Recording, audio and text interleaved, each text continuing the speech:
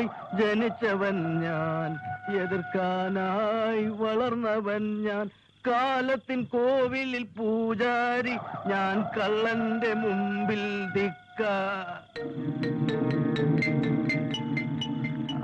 ആരാണ് ആരാന്നാ ചോദിച്ചേ? ഞാനാ. അയ്യോ,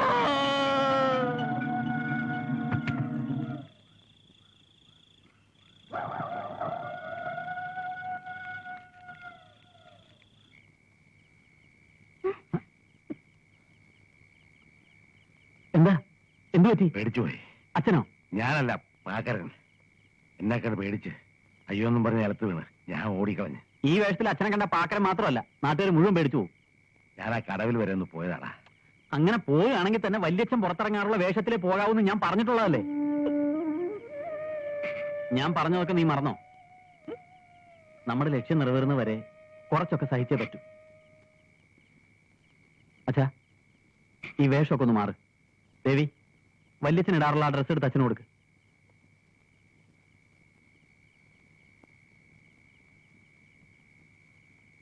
എന്നെ ഇങ്ങനൊരു പ്രേതമാക്കണോടാ. അച്ഛനും ഇങ്ങനെ തുടങ്ങിയാലോ? ഒരു നല്ല കാര്യത്തിന് വേണ്ടിയിട്ടല്ലേ. അവന്മാർക്ക് വിശ്വാസമായിട്ടുണ്ടാവൂല.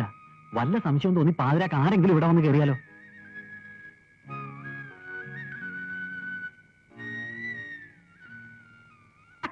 നാട്ടുകാരുടെ കണ്ണി പൊടിയിടാൻ പറ്റും, പക്ഷെ എന്റെ കണ്ണി പൊടിയിടാനാണ് അവന് വിചാരമെങ്കിൽ അവന്റെ ഇണ്ടാങ്കിയാൻ ഇളക്കും.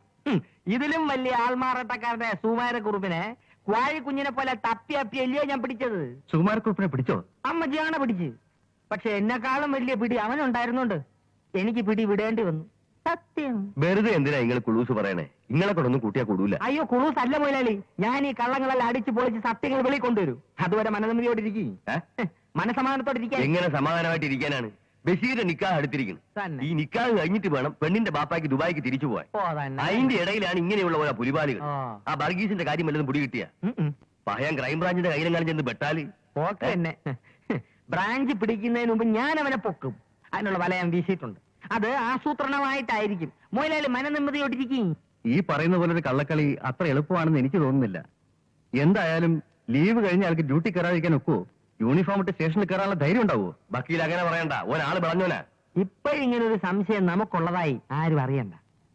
നമ്മുടെ ഭാഗത്തുനിന്നൊരു സിമ്പതി അവരോട് കാണിക്കുന്നത് ഒരു പ്ലസ് പോയിന്റ് ആയിരിക്കും. മുതലാളി കാണിക്കണം. വെറുതെ ഒരു അനുശോചനം അറിയിച്ചാൽ മതി.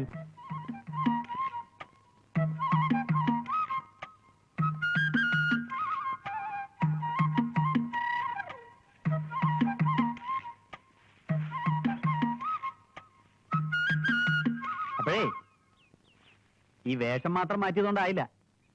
സംസാര രീതിയും ഈ ശീലങ്ങളും ഒക്കെ ഒന്ന് മാറ്റണം. ശീലങ്ങളോ? ആ, അച്ഛൻ ഇനി ബീഡി വലിക്കുകയും കള്ളു കുടിക്കുകയും ഒന്നും ചെയ്യരുത്. അതൊരു കടുത്ത ശിക്ഷയാണല്ലോടാ. ശിക്ഷയല്ല, ഒരു ശാപമോക്ഷമാണെന്ന് കരുതിയാൽ മതി.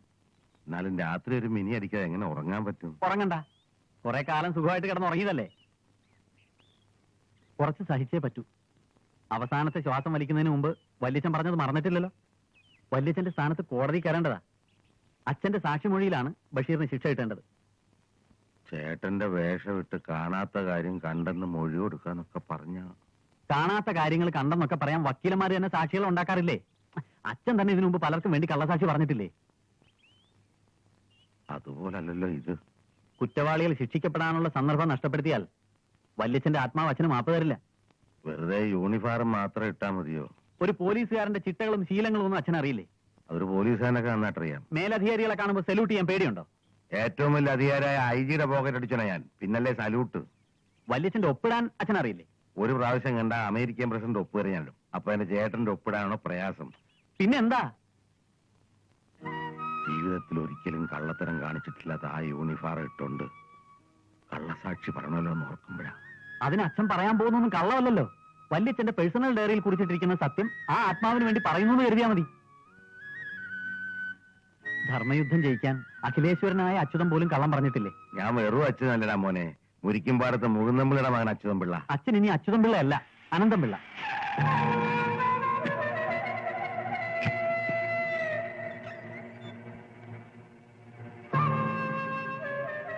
ഞമ്മളിവിടെ ഉണ്ടായിരുന്നില്ല.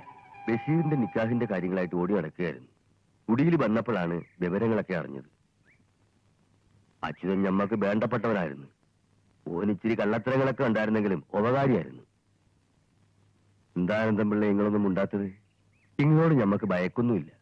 മനുഷ്യന്റെ കാര്യം ഇത്രയൊക്കെ ഉള്ളൂ. അറിയാണ്ട് വണ്ടി ഒന്ന് മുട്ടിയാ മതി. ഇതറിയാതെ മുട്ടിയതല്ല, മനഃപൂർവ്വം ചെയ്തതാ. ഏയ്, അങ്ങനെ ആരെങ്കിലും ചെയ്യൂ? അറിയാണ്ട് വല്ല ബ്രേക്കും പൊട്ടി? ബ്രേക്ക് അങ്ങനെ പൊട്ടിക്കണ്ട മുതലാളി. ഈ എന്താ ഏതാണ്ട് കൊത്തും കോളും വെച്ച് പറയണ മാതിരി? വേണ്ട, ഉണ്ണിയാളം ചമയണ്ട. ഇതൊക്കെ ചെയ്യിച്ചത് ആരാണെന്നും എന്തിനാണെന്നും എല്ലാവർക്കും അറിയാം. തന്നെയൊക്കെ കഴുമരത്തി കയറ്റാതെ വിട്ടുകളെന്ന് വിചാരിക്കണ്ട.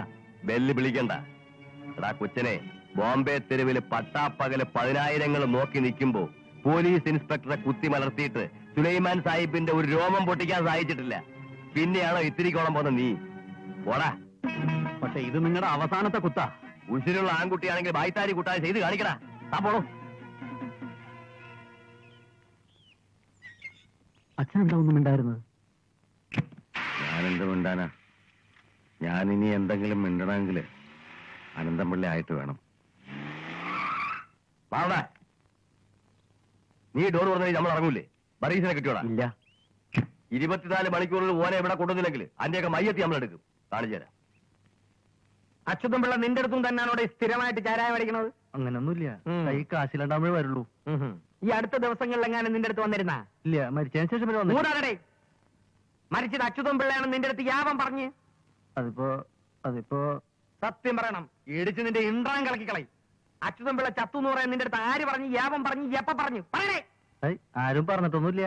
എന്തിനാ പറയണേ? ശവം തെപ്പിച്ചപ്പോ അയാളുടെ കെട്ടിയോള് വാവിട്ട് നിലവിളിച്ചത് ഈ നാട്ടുകാർ മുഴുവൻ കേട്ട തന്നെയാ. ഓഹോ, ആ പ്രതിസന്ധി എങ്ങനെ കണ്ടോടോ? നാടകാഫീസ് പൂട്ടിക്കിടക്കുകയാണ്. ഓഹോ, അവൻ പനി പിടിച്ച് കിടക്കുക. ആര്? ഭാസ്കരനാ? വാ. അവനെ വീട്ടിൽ പൂട്ടിട്ടത് ആര് പൂട്ടിയിട്ട്? വീട്ടുകാർ തന്നെയാ. അവനെ അച്ചുമ്പിള്ളയുടെ പ്രേതം കൂടിയൊക്കെ. ഈ അഴുക്ക കള്ളങ്ങൾ നിന്റെ കൂടെ ആര് പറഞ്ഞു? സെപ്പൽമലകാണ് സത്യം. ഞാൻ കണ്ടതാ. ആരെ കണ്ടാലും പീടി ചോദിക്കും. എന്നെ കൊന്നവൻ ആരായാലും അവനെ വെറുതെ വിടില്ല എന്ന് പറഞ്ഞിട്ട് ആകെ ബഹള. ആ, എന്നാ ചെല്ല്. ഓ, എപ്പ വിളിച്ചാലും അപ്പ വരണം. വരാം. എന്തേര്? അവന്റെ വീട്ടിൽ പോണോ? വേണ്ട, എത്രയും വേഗം വർഗീസ് വളപ്പിലിനെ തപ്പിയെടുക്കണം. ഓ, ചെല്ല്. എനിക്ക് ഒരു കാര്യം പറയാനുണ്ടായിരുന്നു. നിന്ന് പ്ലീസ്.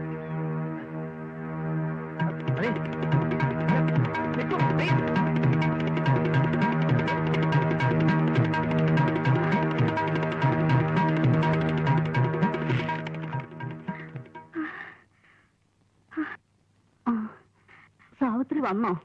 വന്നു അമ്മേ. എന്റെ മോളെ ഇത്രയും വൈകിയത്? കുഞ്ഞുമോൾ ഇത്രയും നേരം നിന്നെ വിളിച്ച് കരയായിരുന്നു. കൂലി കിട്ടാൻ വൈകിയമ്മേ.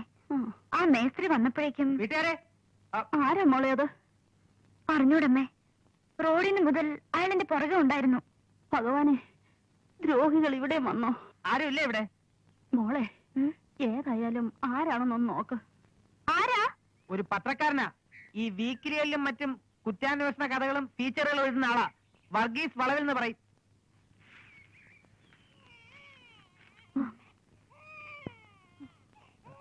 പത്രപ്രവർത്തകനായിരുന്ന പ്രകാശന്റെ ഭാര്യയല്ലേ? അതെ. പ്രകാശിനെ അറിയോ? അറിയും. എന്റെ അടുത്ത സുഹൃത്തായിരുന്നു.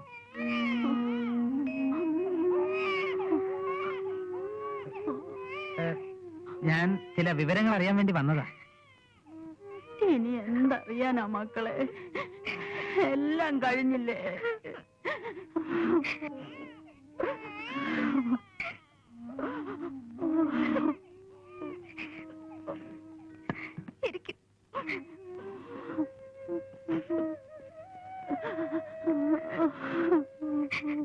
ഭരതേട്ടാ, ഭരതേട്ടാ.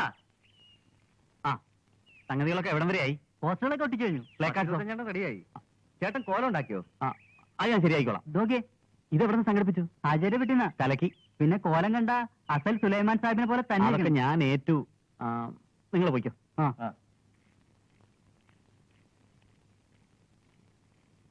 കുഴപ്പമില്ലതും ഉണ്ടാവോ? എന്ത് കുഴപ്പം?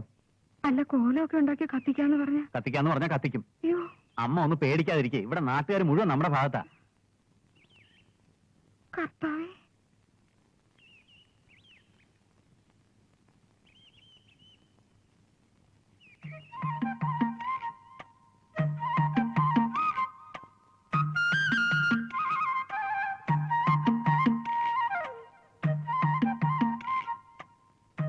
ഇനിയിപ്പോ എങ്ങോട്ടാ?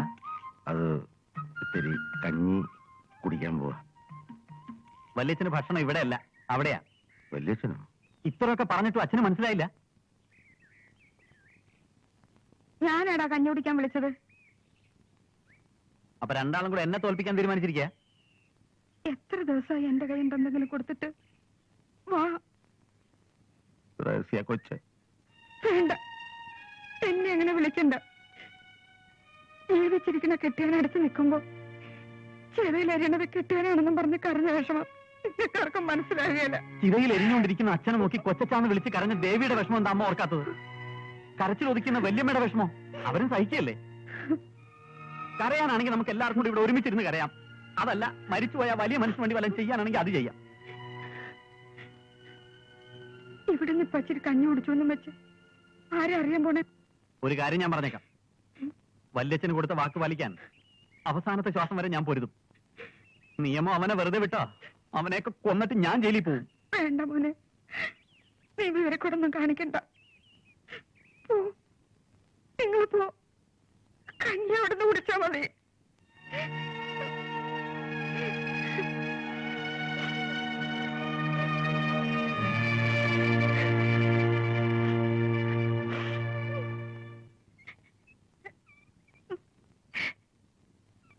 എന്റെ താലി അറുത്തവനോടുള്ള പക ഞാൻ മനസ്സിൽ ഒതുക്കിക്കൊള്ളാം.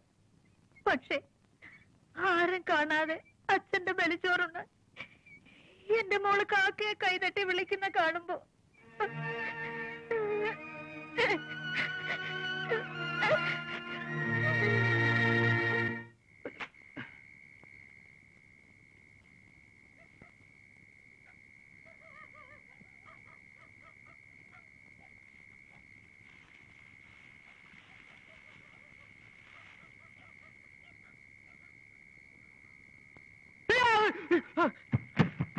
ആരാ? ഞാൻ വളവിൽ വർഗീസ്. ആഹാ, താനിത് എവിടായിരുന്നു? ഇതെന്ത് വേഷമാ? ഞാൻ ഒളിവില്ല, അധികം അങ്ങനെ പുറത്തിറങ്ങാറില്ല. ഈ കോല എന്തിനാ ഇവിടെ ഉണ്ടാക്കി വെച്ചിരിക്കുന്നത്? അത് നാൽക്കവലെ കത്തിക്കാനാ, പരവന്റെ പണിയാ. എന്റെ സ്ഥാനത്ത് വേറെ വല്ലവരായിരുന്നെങ്കിൽ പേടിച്ചു പോയനെ. നേരാ. ഈ പരിസരം ആകെ സുലൈമാൻ സാഹിബിന്റെ ഗുണ്ടകളാ. എവിടെ? പറയാം. നീ ഇപ്പൊ എവിടാ താമസം? എനിക്ക് പരിചയമുള്ള ഒരു സിനിമാ തിയേറ്റർ ഉണ്ട്, അതിനകത്താ. ഉം. പിന്നെ ഞാൻ പ്രകാശന്റെയും കൊച്ചച്ഛന്റെയും ഏ? അല്ല അച്യുതംപിള്ള ചേട്ടന്റെയും കൊലപാതകങ്ങളെ കുറിച്ച് ഒരു സചിത്ര ഫീച്ചർ തയ്യാറാക്കിക്കൊണ്ടിരിക്കുക. അനന്തപിള്ള സാറിനോട് ചില വിവരങ്ങൾ ചോദിച്ചറിയാനുണ്ടായിരുന്നു. ഞാൻ പ്രകാശന്റെ അമ്മയും ഭാര്യയും കണ്ടിരുന്നു. ക്രൈംബ്രാഞ്ചിനെ കൊണ്ട് കേസ് അന്വേഷിപ്പിക്കണമെന്ന് അവരോട് പറഞ്ഞതും പെറ്റീഷൻ അയപ്പിച്ചതും ഒക്കെ സാറാണെന്ന് അവര് പറഞ്ഞു. ഞാനോ? ആ, സാറ് സംഭവത്തിന് ദൃക്സാക്ഷിയാണല്ലേ? പേടിക്കണ്ട, ഞാൻ സാറിന്റെ പേരൊന്നും പത്രത്തിൽ എഴുതില്ല. സത്യം എന്താണെന്നൊന്നും അറിയാനാ.